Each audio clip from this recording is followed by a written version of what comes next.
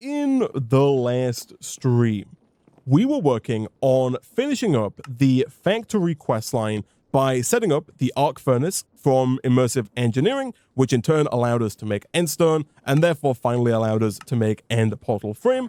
And at the very end of the last episode, we went through to the end, defeated the end dragon, and acquired our first dragon egg. And so now that we have that dragon egg, we are able to begin work on the Twilight Forest questline, or the exploration questline, which mostly consists of the Twilight Forest. The very first quest up here at the top says create a 2x2 pool of water, surround it with flowers, and throw a dragon egg into the water to create a portal. The dimension is mostly about bosses. So the portal itself should be very easy for us to make. I do believe right at the end of the last stream, we actually got 8 dandelions as a quest reward for getting the dragon egg. And so really all we need to do is get 2 buckets of water, which we can of course do very easily with our infinite water source over by the sink. And then if we place down a regular 2x2 kind of vanilla Minecraft water source, we can then surround that with dandelions, throw the dragon egg in, and we will create a Twilight Forest portal. So I think we'll probably go ahead and drop the Twilight Forest portal down in this kind of same basement room as the end portal frame.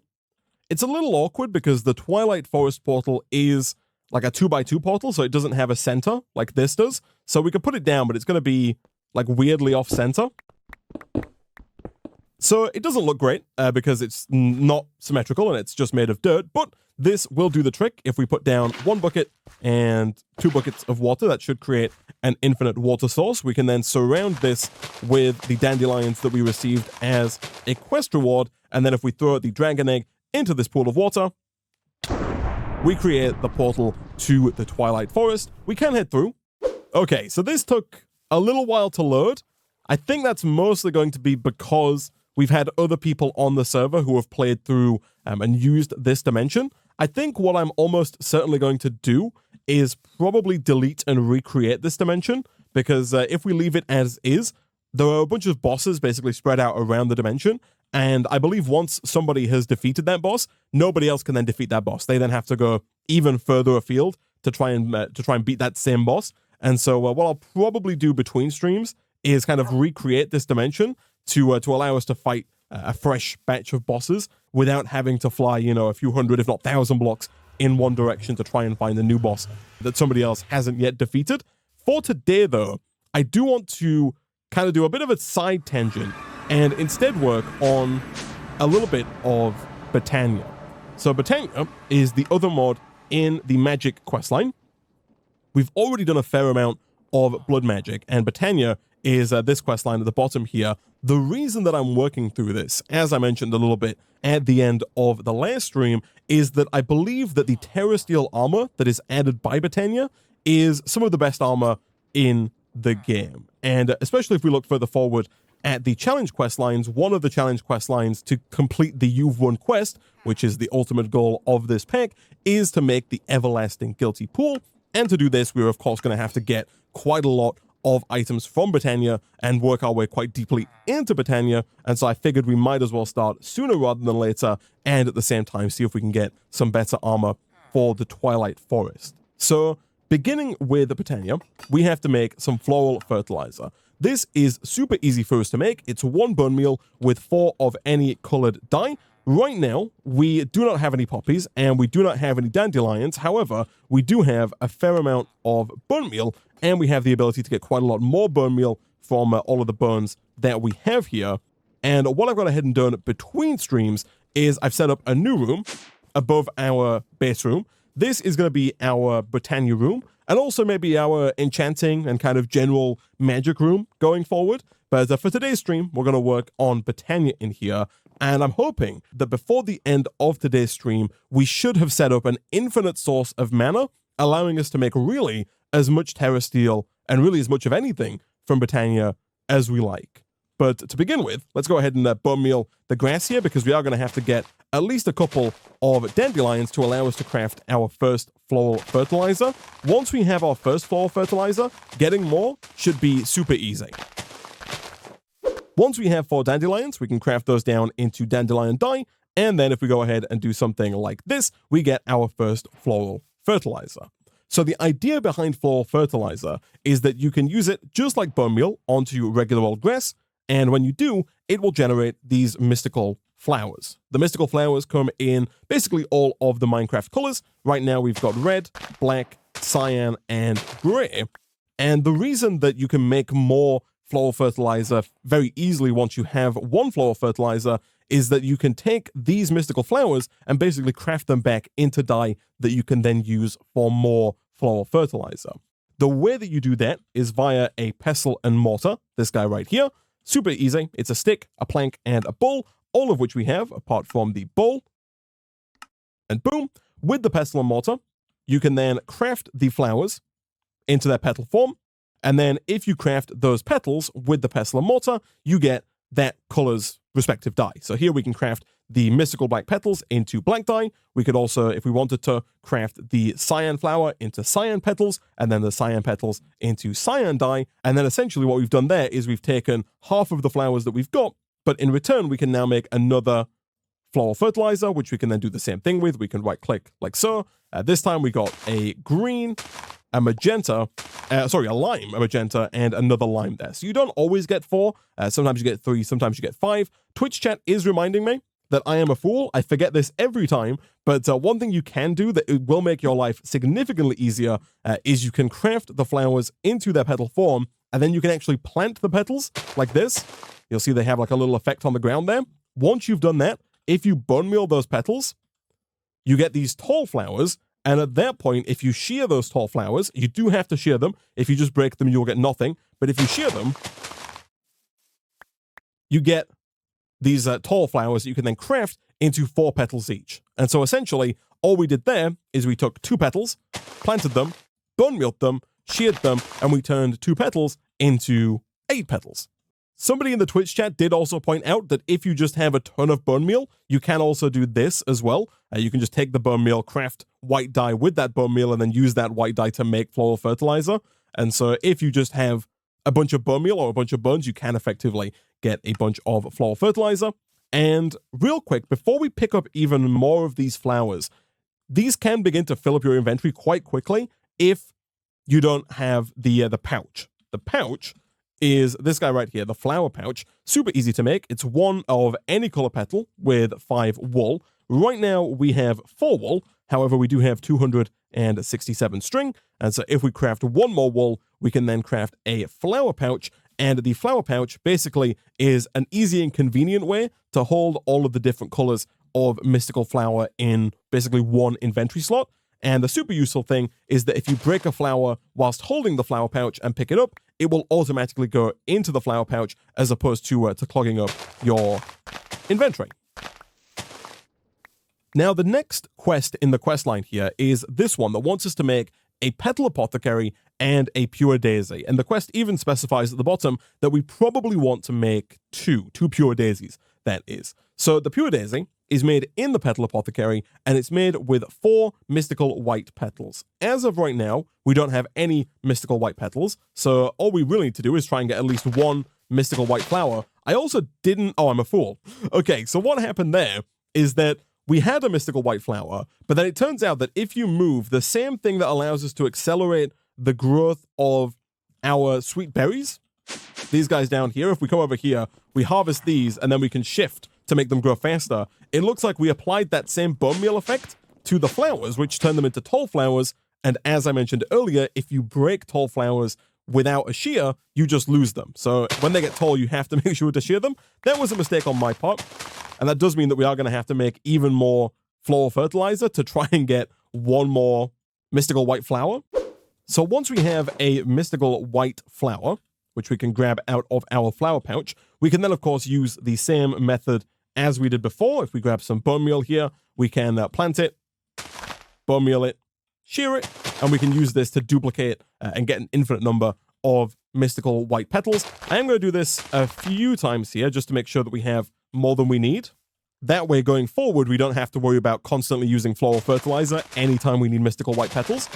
For now, though, all we need is 8 of these, so we can put the other 12 away into the system. And of course, as the quest suggested, we also need a Petal Apothecary, Thankfully, the Petal Apothecary is super easy to make. It's 4 cobblestone, 2 cobblestone slabs, and again, any colored petal. Like so.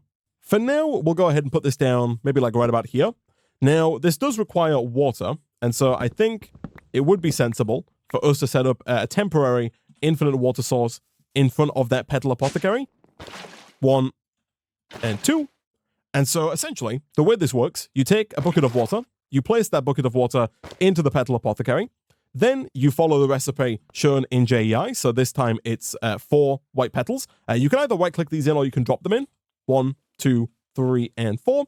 Once you have the recipe in the Petal Apothecary, you'll see this tick on the right, and you'll see that it says plus seed at the bottom. That means that all we need to do in order to actually complete this craft is drop a seed into the Petal Apothecary, like so, and boom, we have a pure daisy. And that's basically how you make all of the flowers in Britannia. Most of them, if not all of them, are made in the Petal Apothecary with water, some combination of ingredients, and then finally a seed.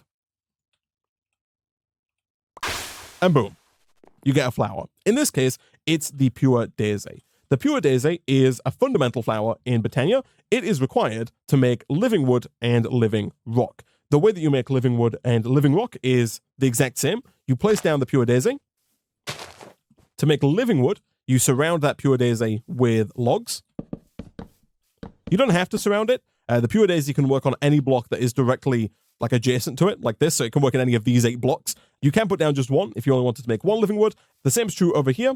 We have the pure daisy in the middle. It will work in any of the 8 blocks around it, and so if we surround this with regular old stone, it will begin transforming that into living rock. And both of these processes take about a minute, maybe 90 seconds. So they're not super fast, but they're also not super slow either. And once they're done, they will transform the oak logs and the stone into living wood and living rock.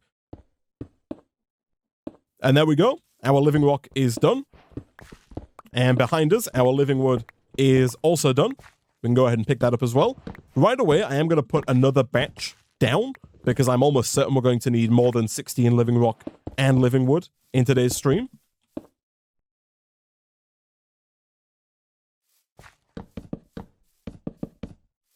Now that we have these, we can begin to look at generating mana. So mana is kind of the power source of Britannia. You could think of it like redstone flux in most other mods, but you use Britannia to basically power all of the things in Britannia, and you use it to also craft a lot of things in Britannia as well. So this quest right here is for mana generation. It says you can start either from the Endo Flame, which will generate mana by consuming coal, or the Thermalily, which will consume lava. So the quest wants us to do either of these.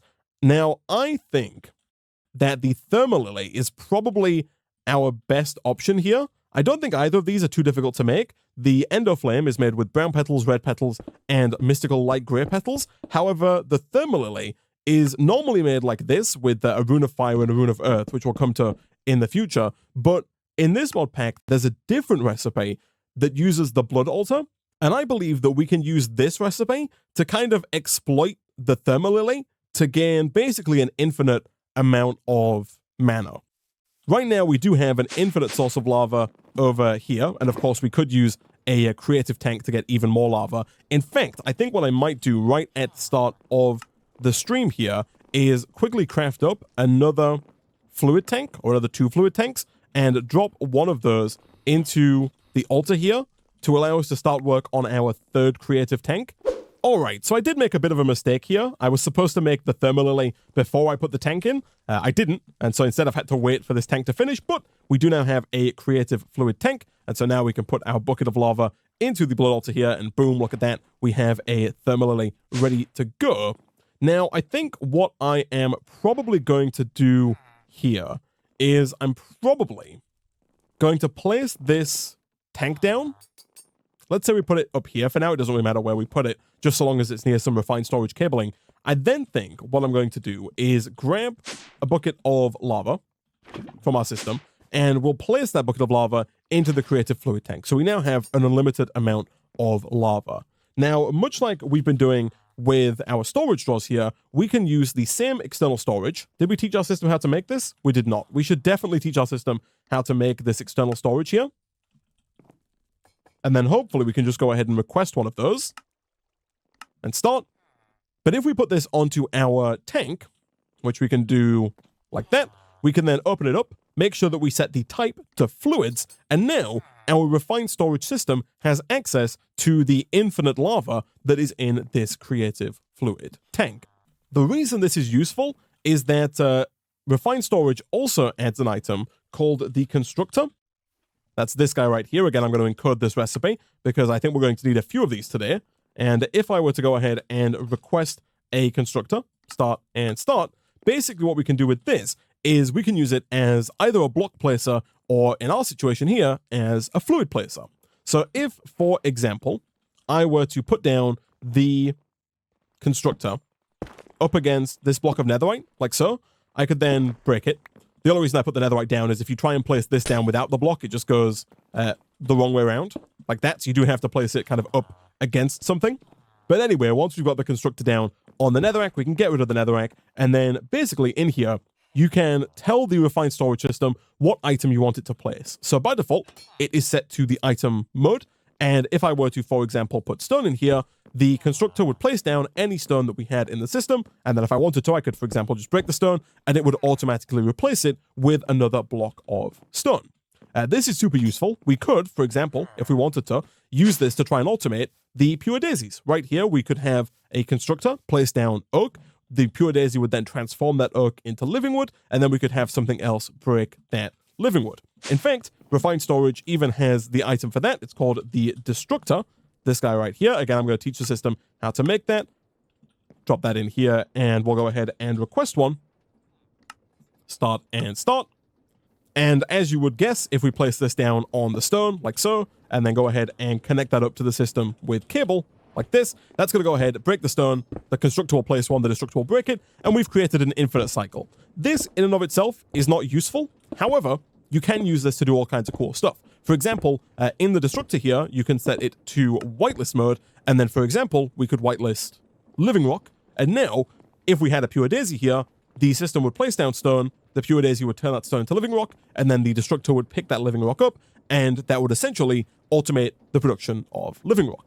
However, that's not what I want to use this for just yet, because I don't really think we're going to need that much living wood or that much living rock that it's worth automating it fully like that. Instead, what we can use it for is we can use it to automate the placing of lava. Because if we do the exact same thing here, let's say we put down some diorite, and we put down a Constructor, we can then destroy the diorite, and in here, if we set it to fluid mode, and we put in a bucket of lava, it's then going to go ahead and place down a bucket of lava. It's going to pull a bucket from the created fluid tank and place it down right in front of the Constructor. Now, obviously, we don't necessarily want that on our wooden floor here, but if we did that up in our Britannia area, and if we did it next to a thermalily, that thermalily would suck that lava up and begin using that lava to produce mana. So that's the idea. Now, in order for this to work, we are going to have to get this Constructor up to our Britannia level. And there are a few ways we could do this. If we wanted to, we could just run cabling from our controller up and around to that higher level. You can kind of see up here, if I turn my jetpack on, that I have left quite a bit of a gap between the roof of this floor and the floor of the next floor. The reason for that will become apparent later on in today's episode. But an alternate way of doing this is via wireless refined storage. And I think there's actually a quest that is to make a network transmitter and a network receiver. These two in combination allow us to basically wirelessly transfer our refined storage cabling. So it allows us to connect things to our refined storage system without having a bunch of cable running from the controller to wherever we want the cabling to be. Again, I am going to teach our system how to make these just in case we need to make more of them in the future. They're not super difficult to make, but having them auto-craftable is definitely going to be convenient in the future. And so real quick, let's request a network transmitter, start, and a network receiver, just the one, start. We are also going to need to get ourselves a network card. Again, thankfully, fairly easy to make. We'll drop that in over here. And again, go ahead and request that, start, and we're just missing 2 paper. While we're at it, we should just teach our system how to craft the sugarcane that we have into paper, like that. And then we'll try again with the network card, start. The network transmitter and receiver is done. The network card itself is also done. And so all we need to do now is place down the network transmitter on this end of the network. So if we were to go ahead and kind of dig behind the refined storage system here, because I would like to kind of hide this transmitter. But if we were to, for example, place the transmitter down like this, we could then connect that up with cabling, which we do have, like so. Then we could take our receiver, and I'm going to put this underground, I think. So I think I'm going to clear out a bit of space underneath the grass here.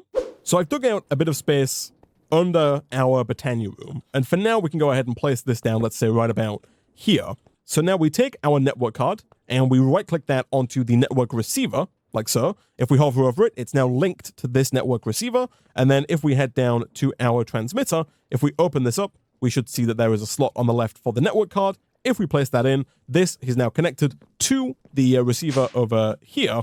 So if we were to use this piece of cobblestone here to place down the constructor, we could then go ahead, get rid of the cobblestone. Let's say that we, put some cobblestone here to protect us from any lava that comes out. We could now take this, place our lava in, make sure it's on fluid mode, try that again with the lava like that, and now it's going to pull that lava wirelessly from this creative tank over here, up and into the block in front of the constructor. Pretty cool stuff. This does use quite a bit of power. I believe before we set up the wireless connection, I think our controller was using about 200 redstone flux per tick, and so it has added about an extra 100 redstone flux per tick to the equation, and I believe that number only gets bigger the more of a gap there is between your network transmitter and a receiver. So if you have a huge gap, 1,000 block gap between your transmitter and receiver, it's going to cost a lot of power to keep that running. But for us, it's not really too expensive. And we do, of course, have 4,096 redstone flux per tick being generated right now. So that's more than enough to handle the 329 redstone flux per tick being used by the controller. So now, the next problem comes in the Thermalily. The Thermalily is good in that it generates mana from lava, but it's bad in that it has a few drawbacks. And the drawbacks are that it has like a huge cooldown.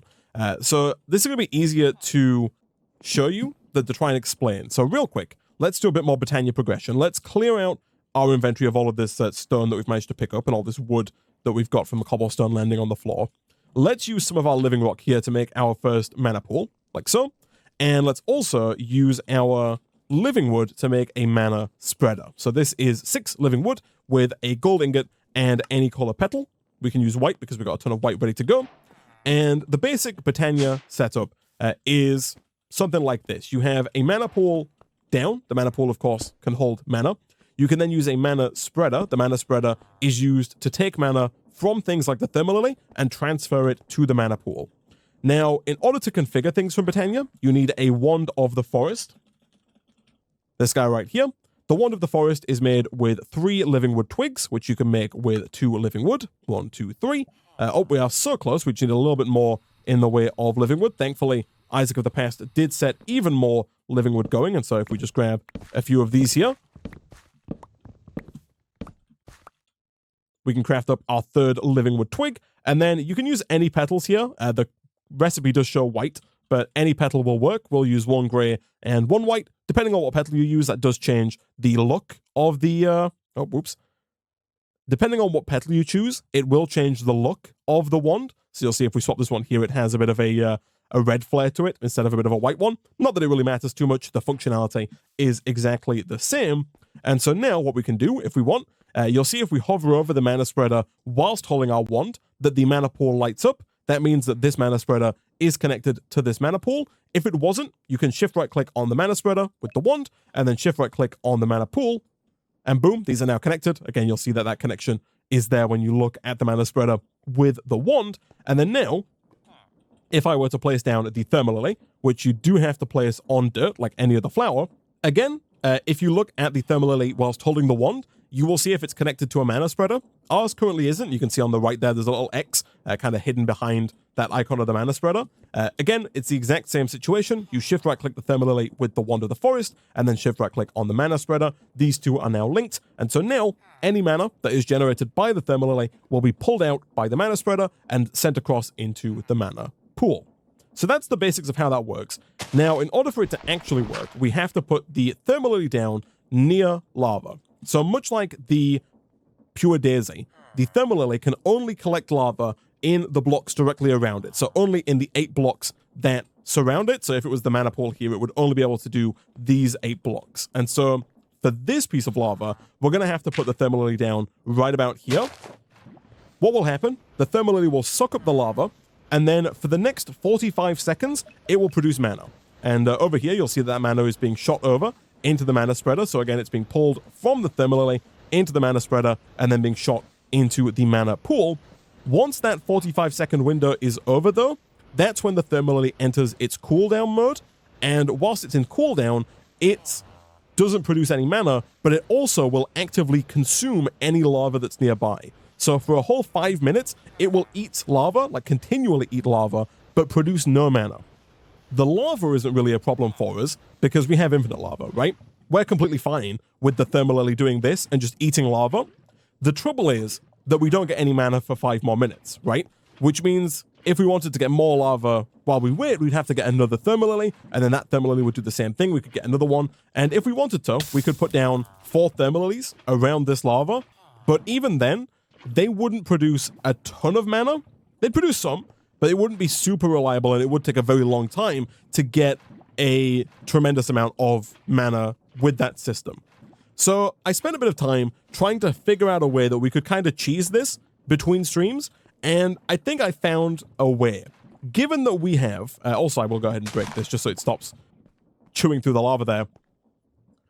Given that we can produce an infinite amount of lava, and given the fact that we can also produce an infinite amount of iron using our creative tank down here, this one right here, we can make infinite iron with this. Also, by the way, I did accidentally leave this on hepatizen between streams, and so we do have a ton of hepatizen. But because we can make infinite iron, and because we can make infinite lava, and because there is a custom recipe in this pack that allows you to turn a bucket of lava into a Thermalily, and because we have infinite life points due to the fact that we have the Well of Suffering set up, I believe that what we can do here is we can set up a little bit of a convoluted system that will automatically place down a Thermalily, use that Thermalily until it's no longer producing mana, break that Thermalily, craft a new Thermalily to automatically place down in its place to allow us to continuously and infinitely produce mana at the maximum rate that the Thermalily is capable of producing it at.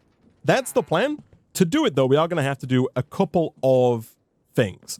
The first thing we're going to have to do is we're going to have to teach our refined storage system how to use the Blood Altar, like how to craft with the Blood Altar, because we're going to have to automatically, continually, forever craft Thermalilies, at least until we no longer want an infinite amount of mana. So for that, we're going to need another crafter. I also think it's going to be easiest if we just get another network transmitter and network receiver. Again, that's going to make it easier than having to run cabling all the way down to our Blood Altar.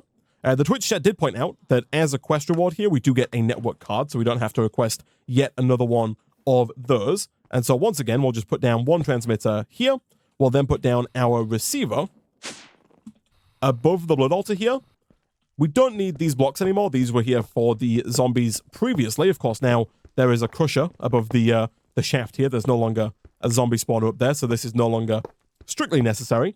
And so instead, we also really don't need this setup either anymore. None of this stuff is going to be useful going forward, especially given that now we can just teach our refined storage system really how to make everything in a Blood Altar, including creative tanks and including any slates we might need going forward. So now what we can do is we can put down our receiver, let's say right about here. We can right-click the receiver, head on up to our transmitter, place that into the transmitter, and now this should have access to our refined storage system. At which point we can then go ahead and place down the crafter that we requested up against it like this. And of course, make sure that we have cabling to connect those like that. We are also going to need an importer to make sure that we can actually pull out the final product, in this case, the Thermalily, once it is done. So let's do something like that. And let's make sure this is connected as well. So now that's automatically pulled in the blood orb. We do want to make sure that in here we whitelist what we want to pull in, because otherwise it will just pull everything in. And that's not what we want. We want it to exclusively pull the Thermalily once it's done.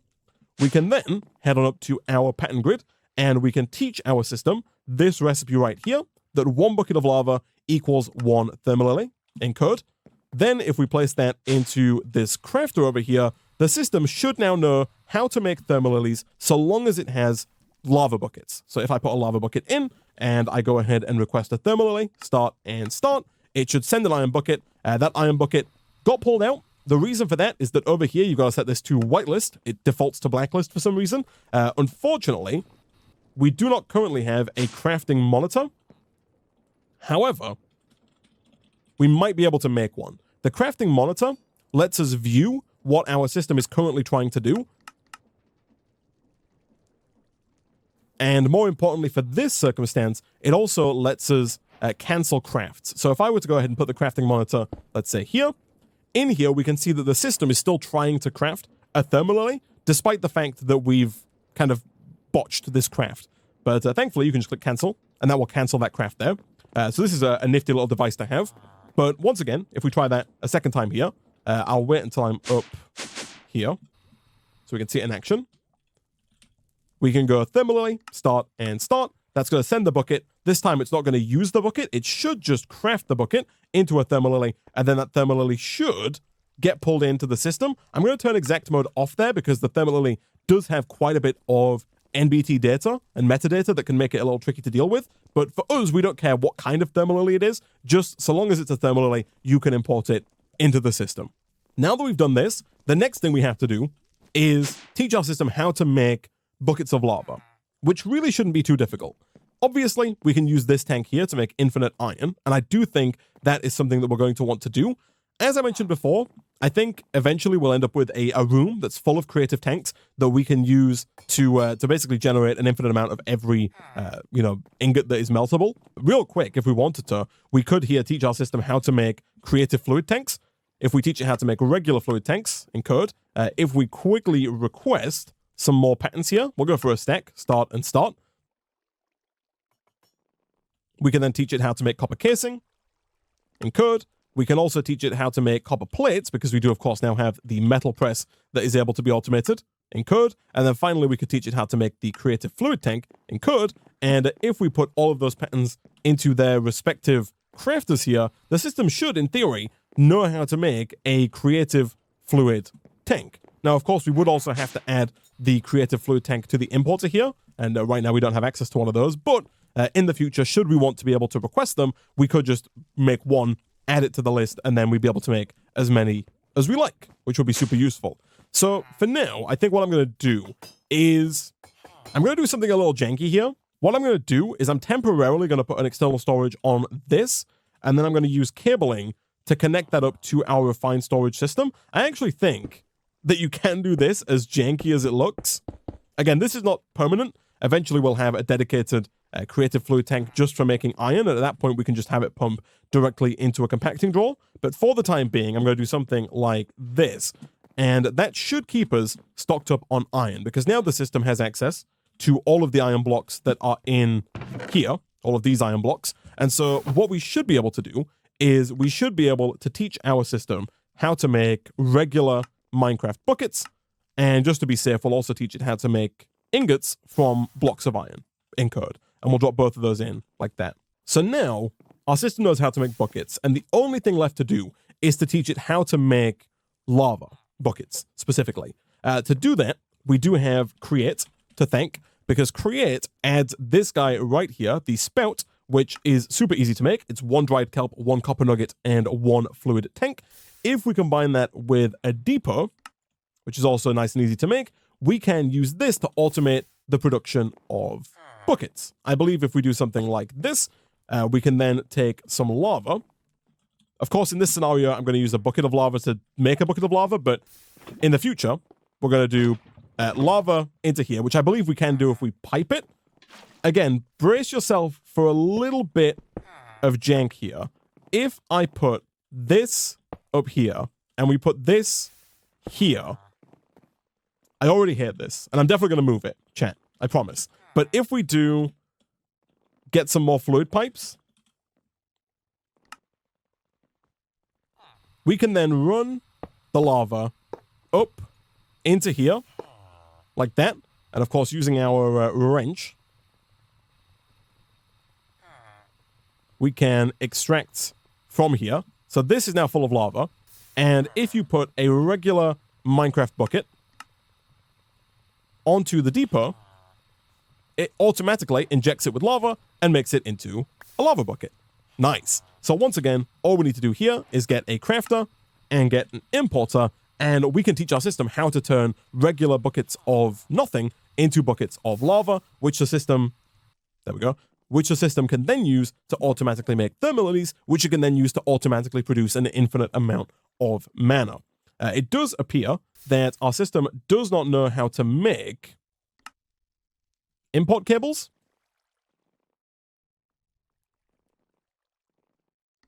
I thought we taught it this, but just in case we haven't, we can go ahead and do something like that, and then try once again for the importer. So once again, if we do this, and if we do this, we can place a cable down like that, place a cable down like this. We can whitelist lava buckets here, and we can teach our system that one regular Minecraft bucket equals one lava bucket. Processing here, regular bucket, lava bucket, in code. We can put that into this crafter. And so now our system should, in theory, if I were to test it here, be able to make like 1,000 thermalies. It can. We have the iron for it. The system knows how to make the buckets. It knows how to make the lava. It knows how to make the thermalies. And ideally, going forward, this should continue to work basically forever. I'm fairly certain that if I were to take this hepatizing out here, we are producing iron faster than we would be using it to make the thermalies. And so my plan basically up here is to have a bunch of thermalies around lava. We're going to move this up, by the way. We've got this like Britannia stuff down here. This is just to show how it works. We're going to move this up to the surface. My plan is to have the lava in the middle. We're going to have 4 thermalies around that lava. We're going to have constructors, just like this, placing down thermalies as they're crafted. We will then have them used, you know, they'll produce mana until they no longer produce mana. When they stop producing mana, we can then have destructors or block breakers break those thermalies, and then once they've been broken, the constructors will place fresh new thermalies down, and those fresh new thermalies will then begin producing mana instantly, thus allowing us to not have to wait for the 5-minute cooldown to finish before we start generating more mana. So to make this work, we are going to need, I think, 4 more constructors. And I did mention destructors a second ago, but I think the destructors are not going to work. I think to make this system work, we're going to have to use block breakers. And again, I would like to scale this quite a bit, so I am going to teach our system how to make these block breakers real quick. It does already know how to make most things. It just doesn't know how to make the metal bars. It doesn't know how to make iron pickaxes. And it also doesn't know how to make observers. So let's go ahead and request 4 block breakers. So somebody does ask in the Twitch chat, what if you break and replace the same lily? Unfortunately, it doesn't work. So for example, this one here, I believe we used earlier. If I try and place this, also real quick, side tangent. I'm going to make another elevator because right now it's a pain in the backside to get to that middle level. So if I just make another elevator, I can place that elevator here. And so now going forward, I don't have to keep flying up and then falling down. I can just get to this level nice and easily. But if we put this down again, you'll see that right away, it doesn't produce any mana. It just starts consuming lava and not producing anything. And so unfortunately, if you break and replace the same thermally, it doesn't work. You have to get a fresh thermally, and if you place that one down, it will begin producing mana. This one, unfortunately, is now tainted. It has data inside of it from Britannia that basically tells it not to produce any mana for a given amount of time. So let's go ahead and make this happen, shall we? So we're going to have the lava here, and then we'll have the 4 thermalies around the edge like this. And of course, they do have to go on dirt. So let's go ahead and do something a little bit like this. That should give us places to put down those thermalies. The lava is going to go in the center. So for now, we can go ahead and kind of block this one and then break this. We then want to make sure that we do something like this, and we can get rid of that guy. So that's going to go ahead and place down the lava. I might actually move that, though, now that I think about it, because we have to have dirt underneath the thermalies. You can't have them floating, at least not without making the floating thermalies, which we could do, but they're a lot more expensive and a lot more difficult to automate. And so instead, what I think we're going to do here is we're basically going to get 5 constructors. We're going to put one of those on each piece of seared brick here. The one in the middle is going to be set to fluid mode. That's going to be for the lava. And then the ones around the outside are going to be set to thermalilies. It's at this point that we could look at moving the network receiver. However, one thing that people have pointed out to me is that we do have the ability to make covers from refined storage.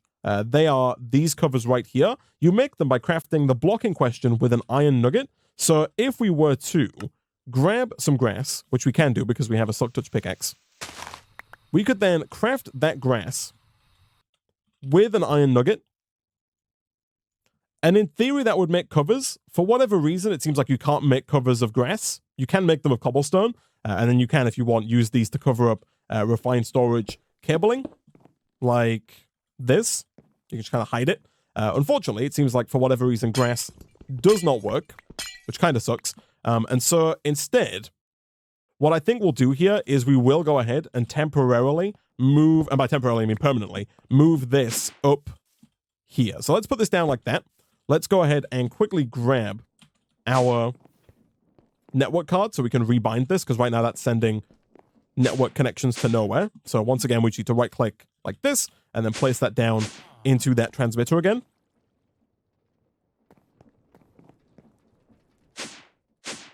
That should bring all of this online. Let's make sure that we connect this up here and here. So now these are all connected. We then want to make sure the center one is set to fluid mode and lava. So that's going to constantly send lava to that block, which is perfect. The rest of these we want set to thermalily. Now you'll notice that right away these don't start putting thermalilies down. And the reason for that is that we only have one in here. Again, we do want to make sure we set this to exact mode off. But if we do, now anytime we put a thermalily in the system, it should place it down. And it totally did, which is perfect. But that's not all we want it to do. We want it to automatically place thermalilies down all of the time. So there are a few ways that we could do this. We could, if we wanted to, put crafting upgrades, these guys right here, into the constructors. If you put a crafting upgrade into a constructor or an exporter, or really anything from refined storage, basically what that will do is that will try and export the thing you're trying to export or try and place the thing that you're trying to place. But if the system doesn't have that thing, it will then try and craft it. So for example, let's say we put an exporter down onto this chest and we told it to export wooden planks. If we ran out of wooden planks, but still had logs that we could craft into planks, and we had a crafting card in the exporter would automatically request that the planks be crafted. We could do that with the constructors here. We could say, put down a thermalily, and if you don't have a thermalily, craft one. That would work. However, it would be a little slow, because what would happen then is the thermalily would, we'd get rid of the thermalily underneath. It would be destroyed. And then the system would have to wait whilst a new thermalily was crafted. It doesn't take super long, but it's longer than it needs to be. Instead, what we can do is we can use the block we got a few episodes back called the Requester, and we can use this to keep a certain number of thermalilies in our system at all times. So if we take this, and let's go ahead and say that we get rid of the other thermalily that's already down. I think we have one. Yeah, it's right there. We can leave that there, though. It doesn't matter if that despawns. So let's say that we put the Requester down right about here. In here, we can say we want the system to keep, 10 thermalilies at all times. Now, if we go and look in our crafting monitor, we can see that the system is requesting 9 thermalilies because it wants to make sure that the system always has 10 thermalilies inside of itself ready to go.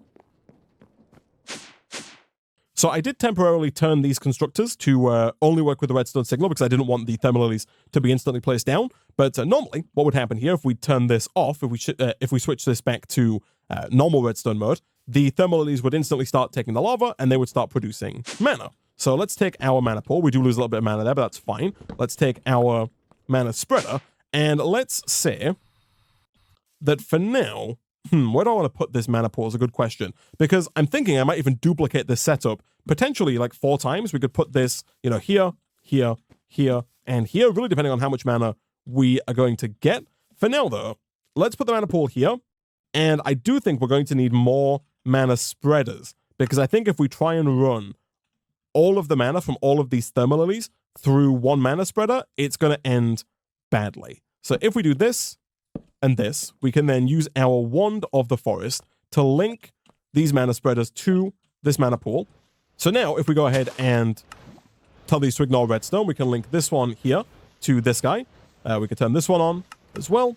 And then we can link this one here to this guy. Again, as soon as we use thermal lilies, the system is already working on making more because now we have less than 10. And as soon as we have less than 10, the system knows automatically to start making more of them. This looks like it's working.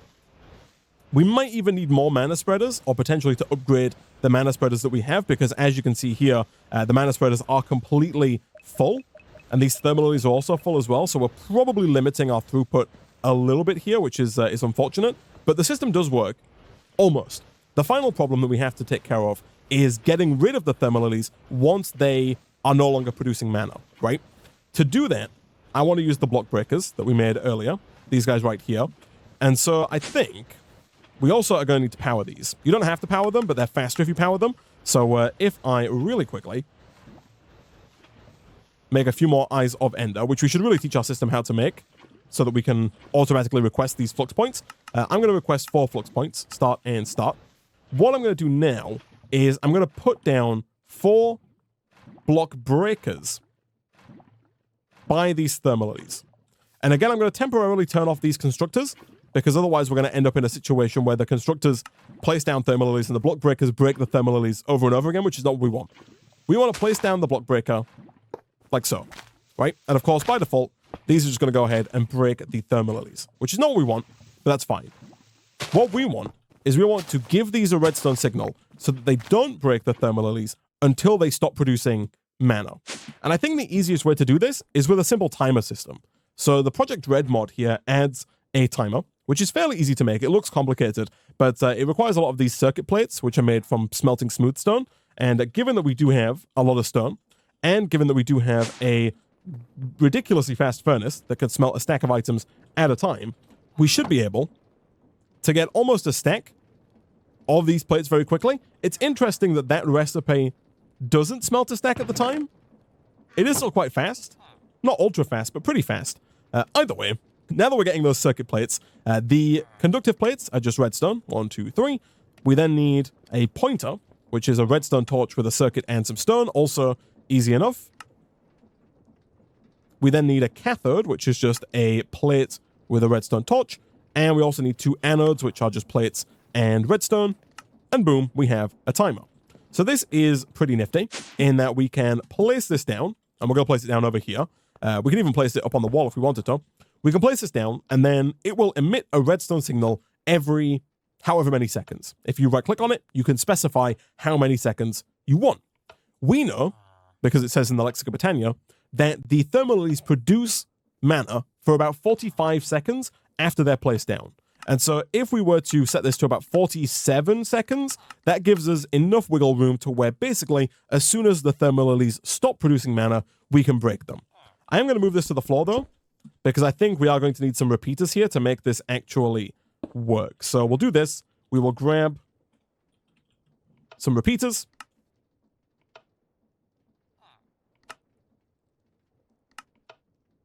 I'm going to place these down like here and here. And I'm going to set this to like 47 seconds. Now we need to get that redstone signal up to these small block breakers. Again, thankfully, that is where red power comes into play. This stuff right here, red alloy wire, is perfect for this. It's made by smelting red iron compound, which is redstone and iron. Again, we have 50,000 redstone and basically infinite iron, so we can just go ahead and craft a stack of that, throw it all into the rainbow furnace, and hopefully it is instantly done, at which point we can then begin crafting red alloy wire, which is basically the same as redstone, but it doesn't lose any signal over distance, and it also has the nifty ability of being able to run up walls. So what we're going to do is we're going to run this across like so. We're going to run this across like this, and then the final thing we need to do is actually change this ever so slightly, because we need to invert the signal, right? So what we need to do here, and there's probably a more elegant way of doing this, but the simple kind of vanilla way of doing this is to get a block, place the block down like so, put a redstone torch on it, and then if you give a signal to the back of that block, or maybe even to the side of the block, then that will negate the redstone torch, right? So if we were to do something like this, not like that.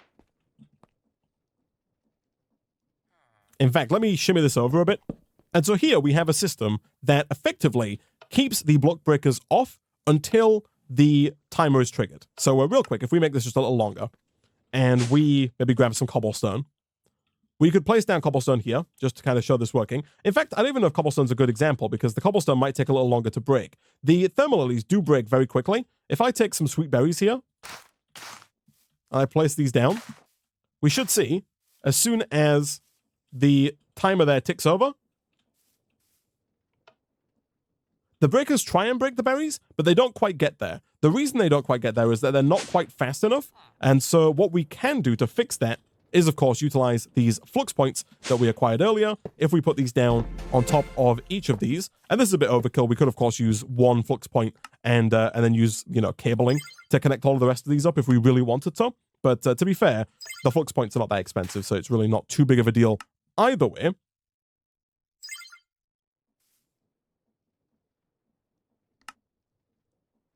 Once all of these have got power, now when the timer ticks over, it actually breaks the bushes. And so the exact same thing should happen to the thermal lilies. So what we're going to do here, we're going to set this again to 47 seconds or thereabouts, like so. We're then going to re-enable these. So we'll change this back to ignore redstone signal, ignore redstone signal, ignore redstone signal, and ignore redstone signal, like that. And then I'm going to temporarily reset this. So if you give this a quick level like that, it'll reset it. That's just to make sure we don't preemptively destroy these thermal lilies. But now, after about 45 seconds, these will stop producing mana, at which point they will be broken, replaced with new thermal lilies, which will instantly start producing mana. And so we essentially now have a system for an infinite amount of mana. The only tricky part is actually getting that mana out of the thermal lilies. It does appear like we are not getting all of the mana out using just 2 mana spreaders, so it's almost certainly going to be worthwhile us investing in a little bit more living wood to get at least 1, if not 2 more mana spreaders down for this setup. Look at that, it works perfectly. The thermal lilies stopped producing mana, they were broken, they were replaced, and the whole cycle begins again.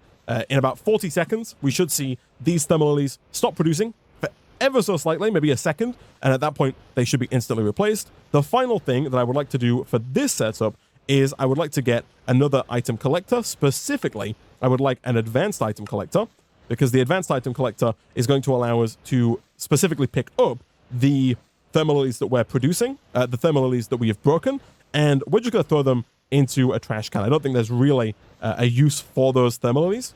So essentially, we're going to do something like this. We'll put the trash can there. We can then get rid of this. If we pick up one of these thermal lilies, we can then put down the advanced item collector like so. We can whitelist thermal lilies like that. We can then replace that grass there because that hole is no longer needed. And then now if we look at that, the range is big enough. So now, going forward, any thermal lilies that are broken no longer just stay on the floor until they despawn. They are actually collected and thrown away via this trash can. And yeah, that is a somewhat janky, but ultimately rather clean setup. This area up here is pretty clean. There are some other aspects of the system that are a little janky. Of course, this here is not really going to be seen, so it doesn't really matter too much how janky this is. This here is super janky. Again, going forward, I want to set up another room dedicated to creative fluid tanks, and at that point, we would, of course, just have this connected to the iron drawer directly, and then we could just have the storage bus on the drawer controller. We wouldn't have to have this cable running through the middle of the room. But for the most part, this does seem to be working. Real quick, let's go see if we can't make 2 more mana spreaders. I think we should have basically everything we need to make that happen. We totally do. So let's put one of those down. Let's put them both on top, I guess. If we do this and this, we can connect those up like so. And then we'll connect the back ones like this. And at that point, we should hopefully see that the mana spreaders are able to keep up with the speed of the thermal lilies. Somebody asked why 2 repeaters. The 2 repeaters here in my testing just is what is needed to make this work. Without the repeaters, the signal is not long enough for the block breakers to break the thermal lily. So these just add a little bit of delay to make it possible. There are probably other ways you could do this, but this to me was one of the easiest ways to make that work. Could you not just increase the time on the timer, not the repeater? I don't think so. The timer, you can increase the time between the ticks, but you can't increase like the amount of time it stays active, right? Like this only stays on for like a split second. Like it's on off. Like, it's real fast. And I don't believe you can change that. This just basically makes it so the redstone here stays off for longer. Over here, you can see that we're already getting quite a bit of mana. But I think what I'm probably going to try and do, chat, is basically duplicate this setup. If we do this 4 times, which I know it seems excessive, but really none of this is too difficult for us to do. Like, we can just request basically everything that we have here apart from the mana spreaders. If we do this 4 times, we can get 16 thermalies all working, you know, basically non-stop to produce an infinite amount of mana for us. And the way that we've set this up means that going forward, if we wanted to turn this off, which we might want to do in the future, we can just remove the network card from here. If we take that card out, the whole system stops working, which is kind of perfect, because we do run into a problem, and that problem is life points, right? At the moment, we have LP in our network. We've got 700,000, but eventually we are going to run out of life points in our blood network, and that's going to stop this system from working. Now, of course, the manual solution to that is to, you know, periodically come up here, place the blood orb into the blood altar, and recharge it that way. But I do think there's a better solution than that. And I think that better solution involves a second blood altar. Basically one designed to permanently keep our blood orb full of life points. So basically what I'm thinking here is if we go ahead and make another blood altar, which should be super easy for us, what we can then do is we can use this as a blood altar that we basically leave our blood orb inside of. Like this. And ideally we have it set up in such a way that this continually fills the blood network with life points, therefore allowing the Well of Suffering to work forever, thus giving us infinite thermalies, right? And also continuing to give us things like infinite creative tanks as well. Now, to do this, we need to get life points into the blood altar.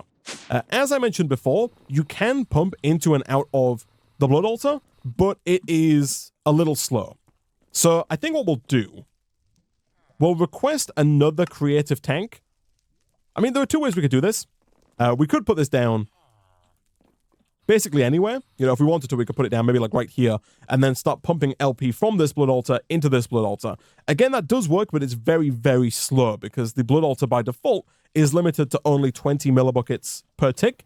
And I think, if I'm not mistaken, that we're currently using more than 20 millibuckets per tick to run our Well of Suffering.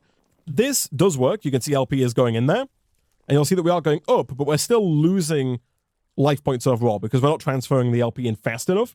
And that's because, as we mentioned before, there is a limit. There's a 20 millibuckets like per second limit on how fast you can move life points into and out of an altar, unless you use the Displacement Runes.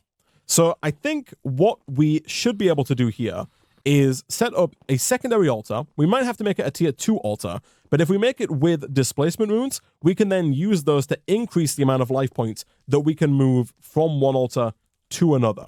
Now, I believe, if I'm not mistaken, that the way the Displacement Runes work is they increase the amount of life points that you can transfer into and out of the blood altar by 1.2 times the previous amount that you could transfer.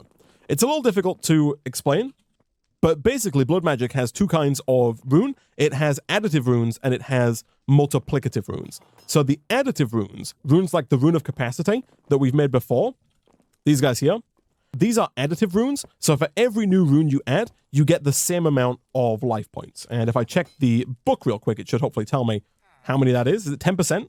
Yeah, the Rune of Sacrifice here gives an additive 10%. So basically, the first rune that you add gives you, so rune number 1 takes your altar up by 10%, right? So if your altar had a capacity of 2,000, the first rune will take you up to 2,200, right? The second rune will take you up to 2,400, and then the third one will take you up to 2,600. So every single time that you add a new rune, it goes up by the same amount, right? It's plus 200, so it's the exact same, and forgive my handwriting, I am using a mouse here, but it's the exact same every single time. The other type of rune in blood magic are multiplicative runes. These are runes like the runes of displacement. These are a little different. So the first rune, over here, by the way, our base amount was 2,000, right? So we've gone up from 2,000 to 2,200. Over here, right now, we can move 20 millibuckets per second. Now, if we add 1 rune, instead of adding a flat amount, this multiplies by 1.2.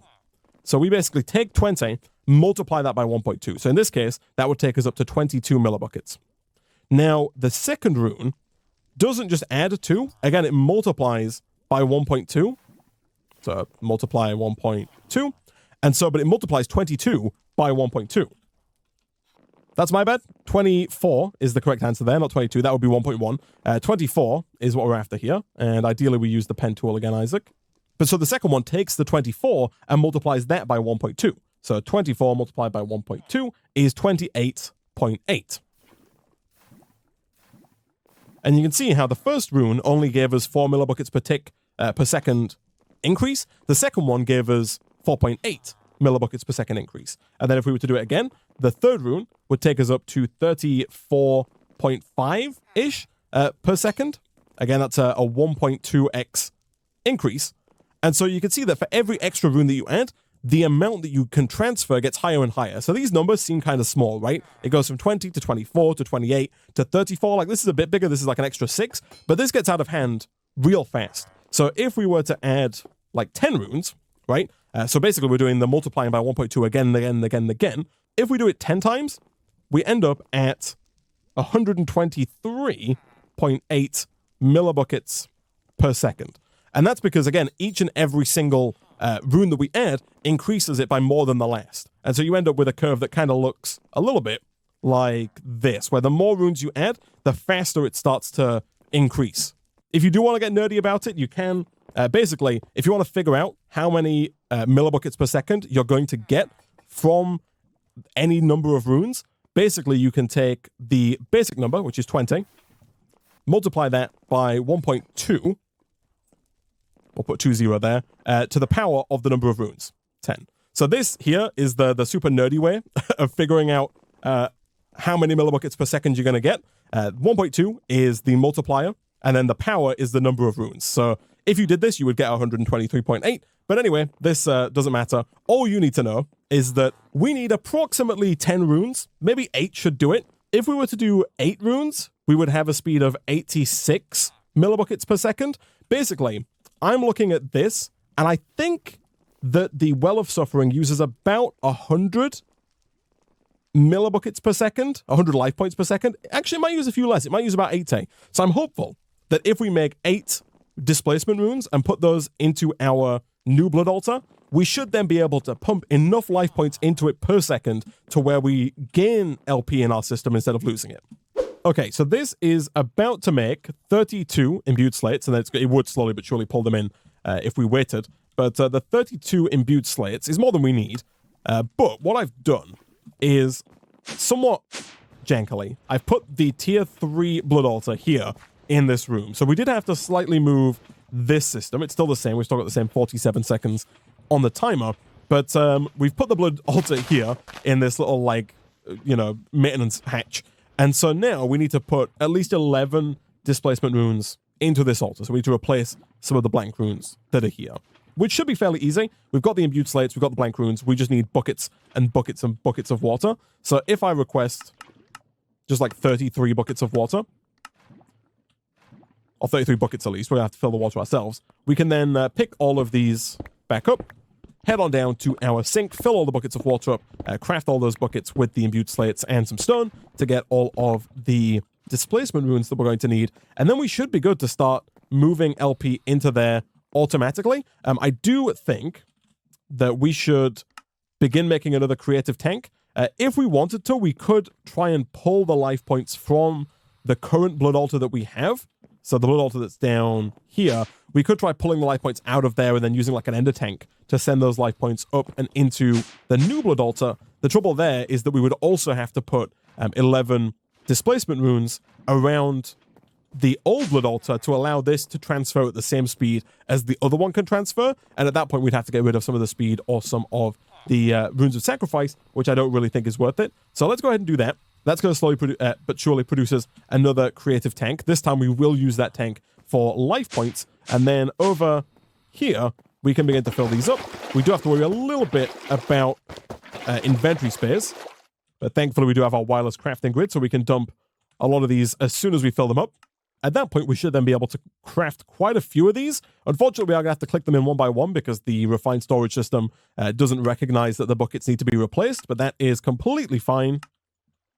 And there we go. We have 11 Displacement Runes. And so now, as soon as that creative tank downstairs is done, we should be able to set up a system that's going to give us an infinite amount, or that's going to keep, I should say, an infinite amount of LP in our blood network. While we wait for that creative tank to craft, we are at almost a full mana pool's worth of mana in here. And so we can probably start to work towards this TERRASTEEL. So the first quest here is, wants us to make either a mana ingot or a mana pearl or a mana diamond. The mana ingot is the easiest of the three to make, a mana steel ingot to be specific. It is one iron ingot dropped in some mana. That gets us a mana steel ingot. The next quest then wants us to make the Runic Altar. The Runic Altar does require either a mana pearl or a mana diamond. Of the two, we have more diamonds than ender pearls. Some normal diamonds are used to make mana diamonds. Ender pearls are used to make mana pearls. And then we need 5 living rock, which we have. Good stuff. The Runic Altar is used to make runes. So the next quest along, and we do get a rune of choice here. I'm going to come back to that quest reward in a second. The next quest is to make the Terrestrial Agglomeration Plate.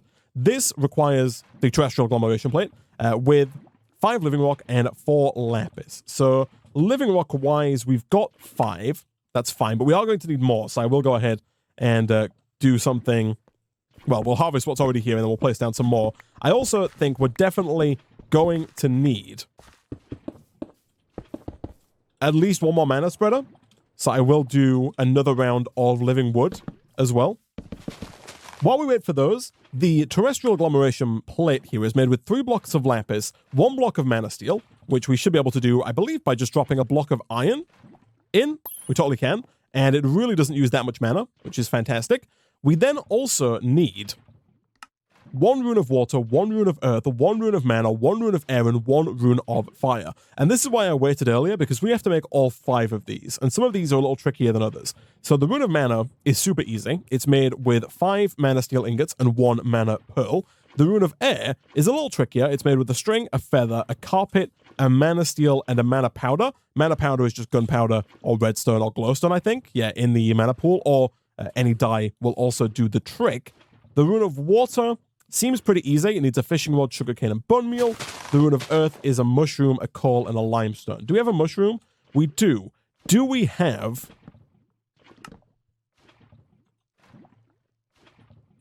a feather? We do. Okay, so we have what it takes to make all of these. So I really don't think it matters too much which one we pick from the reward here. I'll go ahead and request the rune of mana just because that's going to save us on mana. Like we have to spend less mana to make the Terrestrial Agglomeration Plate. Over here, let's go ahead and harvest some living wood. The reason that we need 1 more mana spreader is that we need to be able to move mana from our current mana pool over into the Runic Altar. So just like we did earlier, we'll get a mana spreader. We'll place that mana spreader down like this. And again, just in case it's not, we can link it manually. And now if you want to make runes, all you have to do is grab all of the required items, right-click them onto the Runic Altar, and the Runic Altar will begin crafting those runes. So we need to make 4 runes: water, earth, air, and fire. Each one requires a mana steel and a mana powder. So right out of the gate, let's get 3 more iron ingots, and let's get 3 gunpowder. And then we can go 1, 2, 3, 1, 2, 3. Probably would have made more sense to use that with redstone, actually. Not gunpowder, because we've got almost 50,000 redstone. There we go. And so we can go mana powder, mana steel ingot, and then, if my memory serves me right, the water rune was a fishing rod with bone meal and sugarcane?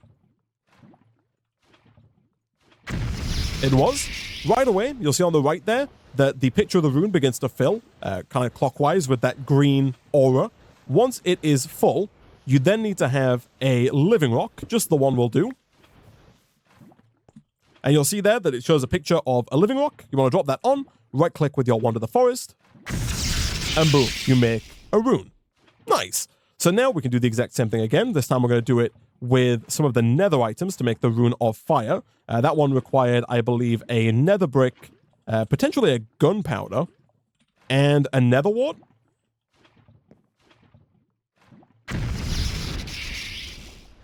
Drop the living rock, right-click with the wand. Then after that, we're going to go in with string, feather, and a lime carpet. Feather we have. Carpet we don't have, but we should be able to make from string. I believe the recipe looks something like that. It totally does. We just need the one. So string's on there, feather, and carpet. Drop the living rock and right-click. And then finally, for the Rune of Earth, we go mana steel ingot, mana powder, brown mushroom, block of coal, block of stone. Quickly go and harvest the remainder of the living rock.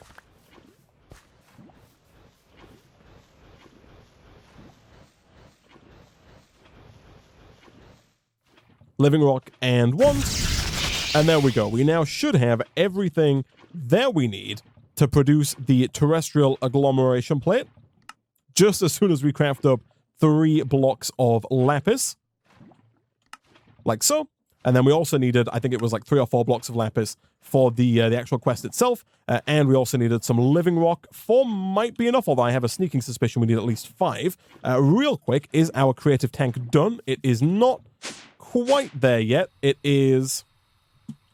Oh, it is done. It's just not being pulled in. That is fine. Let's go ahead and grab that. And as I mentioned earlier, we can now add that to the import list so that now in the future, if I request one, it will actually make it. So now if I wanted to, I could actually go ahead and request like a stack of these, I think, and it would just go ahead and make those, which is perfect. And that's going to allow us to set up that room with all of the different, metals being produced automatically.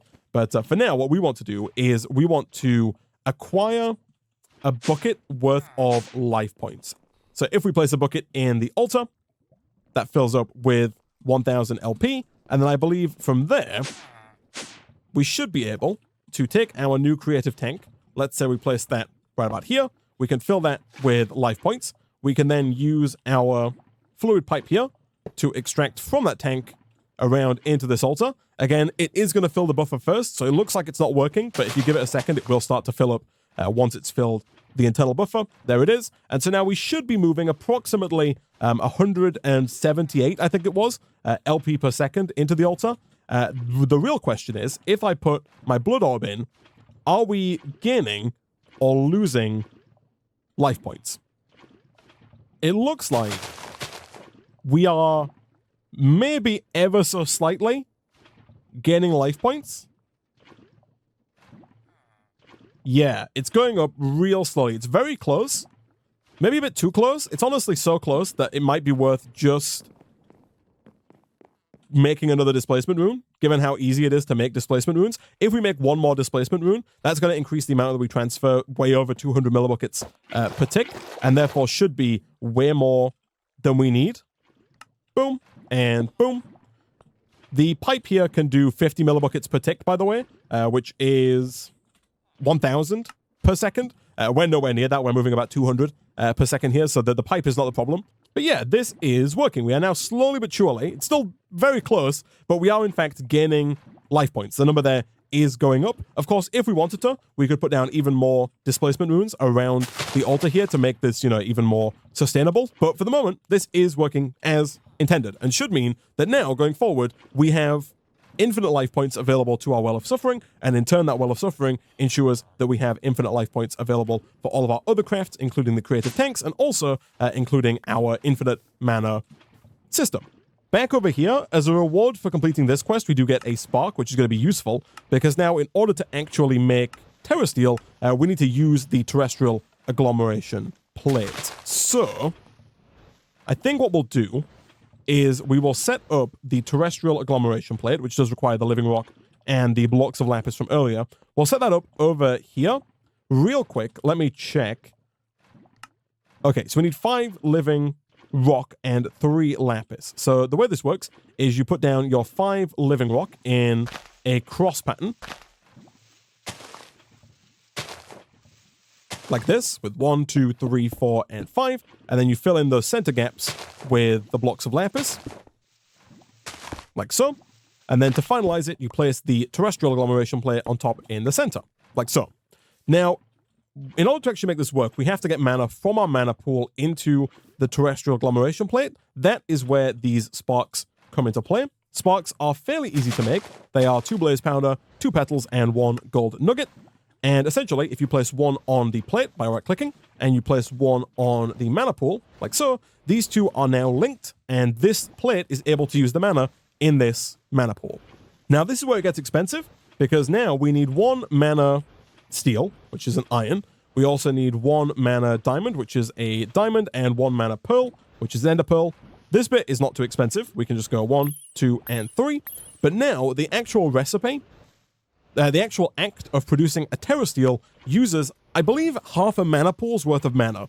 So if I were to do 1, 2, 3, just drop all 3 of them onto the plate, that's going to begin transferring the mana from the mana pool to the plate. And if we go over here, we'll see the mana going down pretty quickly. But in turn, we should slowly but surely see all 3 of those items transformed from their individual components into our very first TERRASTEEL ingot.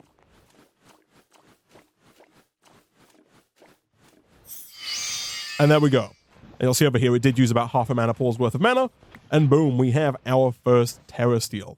So, the trouble now is that if we're going to make the helmet, the leggings, and the boots, we need 9 TERRASTEEL ingots, which is a little expensive. We also need a Rune of Winter, we need a Rune of Autumn, and we need a Rune of Spring.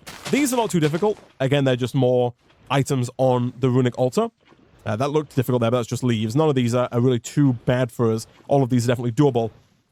But I think, basically, what I'm going to do between streams, chat, is I'll leave this running. I might duplicate this setup on the other side over here, so we've got double the number of thermalilies working, and then I might even move the mana pool maybe to like over on this side as well, so I'll have like the center for the Terrestrial Agglomeration plate and the mana pool, and then we'll have like this side over here for a duplicate of this, so we potentially have 8 thermalilies making mana for us, and then between streams I'll spend some time generating a few more TERRASTEEL ingots, and hopefully when we come back for the next episode we should have everything that we need to get the 3 pieces of TERRASTEEL armor. At that point I think we'll definitely look at enchanting that armor.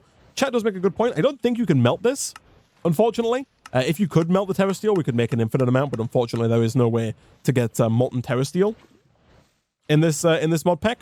That would be grand, but we can't. But yeah, next time we'll come back, we will make some TERRASTEEL armor. We will probably enchant that armor. There's some pretty nifty stuff that we can do with the Apotheosis mod in this pack to get some really neat enchantments. And then we'll use that powerful armor to begin our journey into the Twilight Forest and see if we can't beat some of those Twilight Forest bosses. For now, though, I'm going to go ahead and wrap up today's stream there.